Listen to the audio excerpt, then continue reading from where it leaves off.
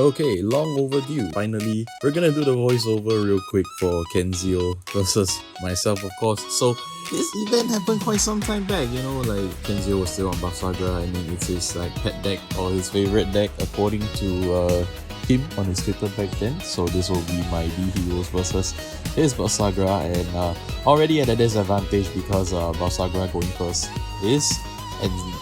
was and still is a powerhouse of the deck. Recently won second place in WGP Deluxe Season 2 in Singapore. So I judged that event and it was quite an experience. So here we go with my double lane attack again. So we have the Grade 1 going in, checking the PG, and he checked a defensive heal. So there is not much that my center parties can do, so let's pass over to him. So here he has the Grade 2 doing his usual thing, but no rush, so thank goodness for that. And here we have myself going up to the Grade 2, so setting up the graveyard for potentially a broad service play. And here we go with one of the strongest B Hero Grade 2 ever existed.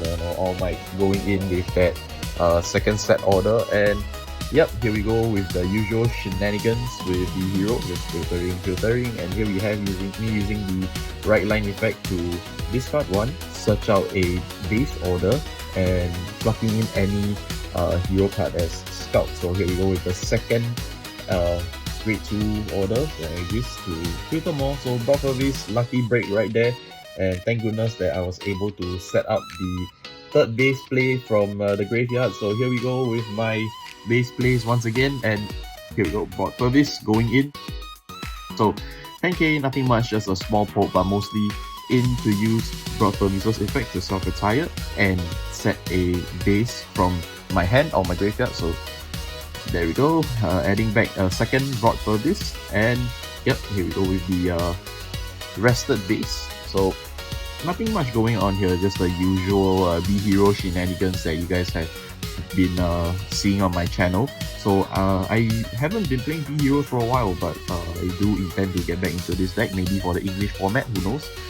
And yep, Basagra going in, Grade 2 effect, searching out the 2 orders. So I'm adopting a slightly more defensive play here because against Basagra, right, where their Grade 3 turn can be a little bit difficult to guard, especially with the 2 crits that Basagra is swinging at me.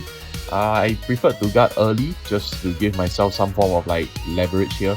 So we have Basagra using the mace to get rid of my Grade 1 lane swapper, which is quite irritating because this is quite an important card for me. And Basagra using the most amazing divine skill ever, EV7 draw 1. But I think he's breaking a little bit here because having to call that Grade 0 right there is kind of painful for him, and not having any rear guards, right?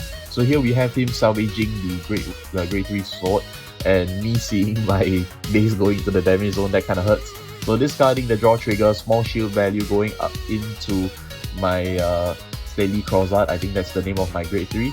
So yeah, using the Grade 1 base to salvage back a Grade 2, and using All Might to once again set base if I have not physically played one already, and only can set the Grade 1 base unfortunately. So notice that I put out the Grade 1 base in my soul, that is to indicate that I have already used the effect. So I'm setting up a very risky play here with Amas Dania right there, because Amas Dania will only be swinging for 15k with the effect of Unite Dianos to give my front row B Hero rear guards plus 5k. So I'm poking for really small numbers right here, so I believe this is 20k going in. No defensive trigger, that's great. So Steady Crozard is 13k. So first check blank, second check blank, which is quite unfortunate, but I would attribute that to my Aegis being in the damage zone, of course. So here we have my Rebel form going into Unite Dianos, counter blasting 1, and swinging for, I believe this is 28,000 with 2 criticals and a single drive. So let's see what Kenzio does here. He's contemplating a PG. That's a very expensive PG. If you see it, that is the Stealth World Order promo. So really expensive. And what did I check? I checked the Grade 2, the new double rare Grade 2 support for B Hero, which is honestly quite a ridiculous card, so much value. And here we have Kenzio's handsome face. What a good looking guy. So he's just checking out what's in my base and what other effects that might come up, but it's mostly just extra shield value. So the thing that you want to take note of the most in the base is definitely the Grade 2 that I'm hovering right now. So this thing that comes out Even in the Guardian Circle, I can Soul Blast 2 to draw a card, so that's just like a refund for the value, which is pretty amazing. And here we have the heroes using their shenanigans to swap out the bases and whatnot. So here we have me using Broad Service to once again salvage the Grade 1 base, which is such an important resource. I once contemplated using 3 in my deck. Right now I'm running 2. Not entirely sure if there is any space for that. Probably not. But we'll see what kind of support B Heroes gets in the future. I don't think B Heroes will be getting any support anytime soon because the deck is functioning really well in its own accord right now. So here we have myself salvaging back the Persona right to resolve the turn, and we have him doing his usual shenanigans. Finally, we see a Yume Rashad coming out, and we have him reviving the Grade 1 right deck for Bosagra.